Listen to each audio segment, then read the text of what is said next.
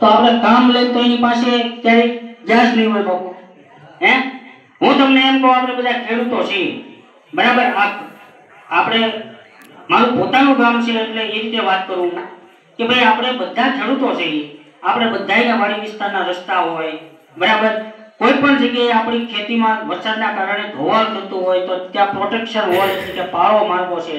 આપણા વાડી વિસ્તારના રસ્તામાં માટી પુરાણ કરવું છે તો આ તમારા ગામના સરપંચ કરી દે? સરપંચ નહીં કરી દે. સાંભળો, આ સરપંચનું કામ નથી. ગામમાં ગટર ખરાબ હશે, ગામમાં પાણી નહીં મળતું હોય તો તમારા સરપંચને તમે ફરિયાદ કરશો એટલે વ્યવસ્થા ઊભી કરશે. પણ તમારા સીમના રસ્તા હારા કોણ કરશે? તમારા સીમની અંદર નાળું કોણ બાંધશે? તમારું ખેતર ધોવાઈ ગયું છે એને પાળો મારવો છે એ કોણ મારશે? તો એ કાર્ય છે તમારા તાલુકા પંચાયત સદસ્ય એમની ગ્રાન્ટ લાવે. પણ હું તમને એમ કહું કે જે લોકોને આપણે મત આપીએ છીએ બરાબર, જે લોકોને આપણે સુધી કાઢીએ છીએ, આવા લોકોને સુતા જ્યાં પછી હું કામ કરું એની ખબર નથી. સાચી વાત છે ખોટી વાત છે? હે હું સરપંચ થઈ ગયો, સરપંચ થઈને હું કરવું એની મને ખબર નથી. હું તાલુકા પંચાયત સદસ્ય બની ગયો, હું જિલ્લા પંચાયત સદસ્ય બની ગયો, પણ જિલ્લા પંચાયત સદસ્ય બની હું કરવું એની ખબર નથી મિત્રો. અને આવા લોકોને તમને કહો, આપણે જ્યારે મત આપી દઈએ છીએ ત્યારે આપણી વ્યવસ્થા નથી થતી. હું તમને એમ કહું, તમારા ગામની અંદર પ્રાથમિક શાળા છે, તમારા ગામની અંદર દાખલા તરીકે પ્રાથમિક આરોગ્ય કેન્દ્ર છે, પ્રાથમિક શાળામાં પૂરતો સ્ટાફ નથી કે 30 બાળકોની સંખ્યામાં એક શિક્ષક હોવો જોઈએ. સવારમાં જઈને તમારા પ્રિન્સિપાલને પૂછજો કે આપણે બાળકોની સંખ્યા કેટલી છે અને કેટલા શિક્ષકો ઘટે છે. જો શિક્ષકો ઘટતા હશે તો બાળકો કેવી રીતે ભણશે? શાળામાં પૂરતા પ્રમાણમાં શિક્ષકો જ નથી તો બાળકો કઈ રીતે ભણશે? એવી રીતે પ્રાથમિક આરોગ્ય કેન્દ્ર હોય ત્યાં પણ પૂરતો સ્ટાફ નથી બરાબર. અહીંયાથી તમને કહો, પાલિતાણા માનસીસી જેવું મોટું હોસ્પિટલ છે, એમની અંદર એક દર્દ માટેના સ્પેશિયલ ડોક્ટરો નથી. કોઈ ઇમરજન્સી કેસ બન્યો અને આપણે 108 માં ફટ ત્યાં લઈ જઈએ તો વાહનમાં લઈ જઈએ, ડોક્ટરને તપાસ કરે, લઈ જાઓ ભાવનગર ઇમરજન્સી. અહીંયા કોઈ પણ પ્રકારનો એક સારો રિપોર્ટ નથી થતો. અવળો મોટો તાલુકો છે, એની હોસ્પિટલમાં પણ પૂરતો સ્ટાફ નથી. આપણે વળી તમને કોઈ લાઈટ જતી હોય તો આપણે વળી સાંજે ફોન કરીએ, કમ્પ્લેન કરીએ, ભાઈ લાઈટ કેમ ગઈ છે બાપુ બરાબર. હવે 22 જેવી ગામડામાં ખાલી 2 હેલ્પર હોય, તમારો ફોન ક્યારે રૂપે કરે? એટલે જે બી ક્ષેત્રની અંદર પણ પૂરતો સ્ટાફ નથી. અરે પોલીસ તંત્રમાં પણ ભાવેશભાઈ પૂરતો સ્ટાફ નથી બરાબર. 22 થી 23 ગામડા વચ્ચે માત્ર ને માત્ર 2 કોન્સ્ટેબલ ને એક જમાદારની જવાબદારી હોય બરાબર. પછી આપણે એમ કે આમ ગુનો બની ગયો, ઓલી ઘટના બની ગઈ, ઓલી ઘટના બની ગઈ, પણ પોલીસ તંત્ર કરે શું? પૂરતો સ્ટાફ જ નથી. કામનું ભારણ જ એટલું છે. તમારા ગામમાં તલાટી મંત્રી કાયમ નહીં આવતો હોય તો આપણને એમ થાય કે 2 દિવસે તલાટી મંત્રી આવે બાપુ તો 2 દિવસ આ તલાટી મંત્રી ઘરે આરામ કરતા હશે બરાબર. પણ એવું નથી. 2 દિવસ તમારા ગામમાં આવે છે અને બાકીના દિવસો બીજા ગામમાં જાય છે. સમજાય છે? સરકાર પગાર એક આપે છે, 2 દિવસ તમારા ગામમાં અને બાકીના 3 દિવસ બીજા ગામમાં જાય છે બરાબર. એટલે કોઈ પણ જગ્યાએ પૂરતો સ્ટાફ નથી. મારું કહેવાનો ભાવાર્થ એ છે, તમારા ગામથી શાળાથી માંડી, તમારા આરોગ્ય કેન્દ્રથી માંડી, પાલિતાણા તાલુકા પંચાયતમાં પૂરતો સ્ટાફ નથી, પાલિતાણા જીબીમાં પૂરતો સ્ટાફ નથી, મામલતદાર કચેરીમાં પૂરતો સ્ટાફ નથી, સરકારી દવાખાને પૂરતો સ્ટાફ નથી. તો આપણને એમ થાય કે આપણા બાળકો ભણેલા જ નથી? હે આપણા બાળકો ભણેલા નથી? તો હું તમને એમ કહું, એક તલાટી મંત્રીની પરીક્ષા બહાર પડે, 5000 ની જગ્યા હોય એની સામે 50 લાખ ફોર્મ ભરેલા. તમે સમજો, 5000 શિક્ષકોની ભરતી કરવી હોય તો એની સામે 50000 શિક્ષકોના ફોર્મ ભરાય ઓનલાઈન બાપુ. તો આપણા બાળકો તો ભણેલા છે. આપણો બાળક સારો ડોક્ટર થઈ શકે એમ છે, દરેક વિભાગમાં નોકરી મેળવી શકે એમ છે, તો બીજી બાજુ બધી કચેરીઓ ખાલી છે. મારો કહેવાનો ભાવ એ છે, એક બાજુ સરકારની તમામ સંસ્થાઓની અંદર સ્ટાફની ઘટ છે, બીજી બાજુ શિક્ષિત બેરોજગારો આપણા યુવાનો ઓટો મારે છે, એમને નોકરી મળતી નથી. એટલે આ સરકારને નોકરી આપવાની પણ અહેમત નથી કે નોકરી સરકાર આપવા માંગતી નથી. તમે જોજો, ગમે એ કચેરીમાં કોન્ટ્રાક્ટ બેઝ ઉપર આપણા બાળકોનું શોષણ કરે છે. મામલતદારમાં એક્ટિવિટીમાં જઈજો, 8-8 હજાર વાળા તમને કહું બધાય બેઠા છે. તાલુકા પંચાયતમાં પાછલી કચેરીમાં જઈજો, ખેતીવાડી વિભાગ હોય કે ગમે એમાં કોન્ટ્રાક્ટ બેઝ ઉપર આપણા યુવાનોનું શોષણ કરે છે બરાબર. એટલે સરકાર આપણા યુવાનોને નોકરી આપવા માંગતી નથી, ખેડૂતોના હિત માટે કાંઈ કરતી નથી. અને આપણે જેને તમને કિંમતી મત આપી દઈએ અને એ આગેવાનને શું કરવું જોઈએ એમની એમને ખબર નથી, બરાબર. તમારું અવરું મોટું ગામ હોય, તમારા તાલુકા સદસ્ય કોણ છે એની પણ તમને ખબર નથી, પરંતુ મેં તમને એ કીધું તમામ બાબતનો, તમામ સમસ્યાનો હલ માત્ર એક છે. ચૂંટણી આવે એટલે યોગ્ય દિશામાં મતદાન થવું જોઈએ. હું વાત એ કરતો હતો કે ભાઈ મજબૂત નેતૃત્વ તમે ઊભું કરો, ચાહે કોઈ પણ સમાજનો હોય, કોઈ પણ જ્ઞાતિનો હોય, નાનું કુટુંબ હોય, ગમે એવું કુટુંબ હોય, તમે માણસ જોવો, સક્ષમ ને બાહોશ માણસને તમે પસંદ કરો. હું તમને વાત એક કરું કે આપણે કોઈ રાજકીય પક્ષને વાંધો નથી, આપણે આપણા ધારાસભ્ય હારે કોઈ વાંધો નથી, પણ વાત એ કરું કે આપણો છોકરો પાલિતાણા હીરા ગામમાં ગયો હોય અને પાલિતાણા પોલીસ વાળાએ આપણા છોકરાની ગાડી પકડી હોય અને આપણે વળી આપણા ધારાસભ્યશ્રીને ફોન કરીએ કે સાહેબ આ વસ્તુ બની છે, તો આપણા ધારાસભ્ય આપણને એવું કે કાંઈ વાંધો નહીં, હું વાત કરી લઉં છું. આપણો ધારાસભ્ય તમને કોઈ પોલીસ સ્ટેશને વાત કરે અને વાત કર્યા પછી ત્યાંના કોન્સ્ટેબલ સાહેબ જે છે એ ધારાસભ્યને જવાબ આપે કે ભાઈ મેમો ફાટી ગયો સાહેબ, હવે આમાં કઈ થાય એમ નથી, ત્યારે આપણો ધારાસભ્ય આપણને ફોન કરે, તમારે વહેલા ફોન કરવો જોઈએ ને, હવે તો મેમો ફાટી ગયો એમ. આપણા ધારાસભ્યની ટેવ નથી કે કોઈ પણ, આ તો એક ઉદાહરણ આપું, આપણા સમાજની અંદર કોઈ ઘટના બને, આપણા વિસ્તારની અંદર કોઈ ઘટના બને, આપણા વિસ્તારમાં કોઈ એવો મુદ્દો ઉપસ્થિત થાય તો ડાયરેક્ટ ડીવાયએસપી કે એસપી સાહેબ કે પીએસઆઈ જોડે વાત કરવાની ટેવ નથી મિત્રો.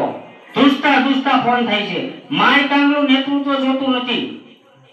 તમારા ગામનો સરપંચ બનાવો તો મજબૂત બનાવો, તમારા ગામનો તાલુકા પંચાયત સદસ્ય બનાવો તો મજબૂત બનાવો, તમારા ગામનો જિલ્લા પંચાયત સદસ્ય તમે બનાવો તો મજબૂત બનાવો, અને પાલિકાના વિધાનસભાનો ધારાસભ્ય બનાવવો છે તો પણ મજબૂત બનાવો. બાકી રિમોટ કંટ્રોલ વાળાથી કલ્યાણ થવાનું એવું લાગે છે તમને? આ રિમોટ કંટ્રોલ વાળા ધારાસભ્યથી કલ્યાણ થાય બધાયનું મને કહો, હા કે ના? મારી વાત હાચી છે કે ખોટી મને કહો? આ વેદના છે, અમે તાલુકામાં બેસીએ છીએ, ઘણા બધા કાર્યકર્તા છે આજુબાજુના વિસ્તારના નત નવા પ્રશ્નો લઈને આવતા હોય, મળતા હોય, ની વ્યથા જે છે વ્યથા તમને કહું છું. આપણે ધારાસભ્યને કોઈ વાંધો નથી ભાઈ, પણ વાસ્તવિકતા એ છે તમારી પાસે શક્તિ એવી હોવી જોઈએ, કારણ કે તમે લોકોના મત લીધા છે. તમારે સંબંધ હોય ને તો 5000 રૂપિયા આપી દે, કોઈ આપણો ભાઈબંધ હોય કે ગમે ઓળખતા હોય, સંબંધી હોય, 5000 રૂપિયા આપી દે. પણ દેશના બંધારણે આપણને એક હક આપ્યો છે, મત આપવાનો અધિકાર જે આપણને આપ્યો છે એ મત ન આપે. સાચી વાત કે ખોટી વાત છે? તો આ લોકોને આપણે એટલા મૂલ્યવાન મતો આપીને તમને કોઈકને તાલુકા સદસ્ય બનાવીને, કોઈકને જિલ્લા સદસ્ય બનાવીને, કોઈકને ધારાસભ્ય બનાવી દીધા, પણ જ્યારે આપણે કઈક કામ હોય ત્યારે ત્યારે આપણને કોઈ જવાબ દેશે? દેતા હોય તો આ પાડો, દેશે ત્યારે તો એ કોઈ બતાતા નથી. એટલે હું તમને એ વાત સમજાવું છું કે આવનારી ચૂંટણીની અંદર આપણે જો મોદી સાહેબ કોઈ વાંધો નથી, પણ તમે ચૂંટણીના પ્રકારો ઓળખો. ગ્રામ પંચાયત હોય તો ગ્રામ પૂરતી ચૂંટણી હોય, તાલુકા પંચાયત હોય તો તમારા ગામમાં 2-3 ગામડા આવતા હોય એના પૂરતું પ્રતિનિધિ હોય, જિલ્લા પંચાયત હોય તો જિલ્લામાં 22-23 ગામડા આવતા હોય તો એના પૂરતું પ્રતિનિધિ હોય, ધારાસભ્ય હોય ત્યારે પાલિતાણા મત વિસ્તારમાં ધારાસભ્ય પૂરતીની ચૂંટણી હોય, બરાબર. અને લોકસભા હોય, બરાબર, આપણે દેશના વડાપ્રધાન બનાવવા હોય ત્યારે લોકસભાની ચૂંટણી આવે. ગુજરાતમાં લોકસભાની 26 સીટ છે, ધારાસભ્યની 182 સીટ છે, બરાબર. તો આ છે ચૂંટણીના પ્રકારો. મજબૂત નેતૃત્વ માટે તમને વાત કરું છું તો તમારા ગામમાં સરપંચની ચૂંટણી તો મજબૂત સરપંચ જે હોય એમને બનાવો તમે. તાલુકા પંચાયતનો પ્રતિનિધિ આવે ત્યારે મજબૂત તાલુકા પંચાયત મૂકો, બરાબર. હું તમને એ કહું કે આજે તમારા ગામના સરપંચ મારા મિત્ર જ છે, પણ આ સભામાં એ નહીં આવે. જો સભામાં આવે તો આ ભાજપ એને ગ્રાન્ટ નો આપે. હો બાપુ, હા, ગ્રાન્ટ નો આપે, ધમકી તો ભાજપ વાળા તમને બહુ ગ્રાન્ટ નો આપે. વળી સરપંચે કામ કરેલા બિલ તાલુકામાં પેન્ડિંગ હોય ને, આ બિલ નો છોડવાના હોય અને એના માણસો બ્લોકના કામ કરી જાય, એમાંથી મલાઈ લઈ લે તો કામ થાય, બાકી કામ થાય નહીં. આ વાસ્તવિકતા છે, બરાબર.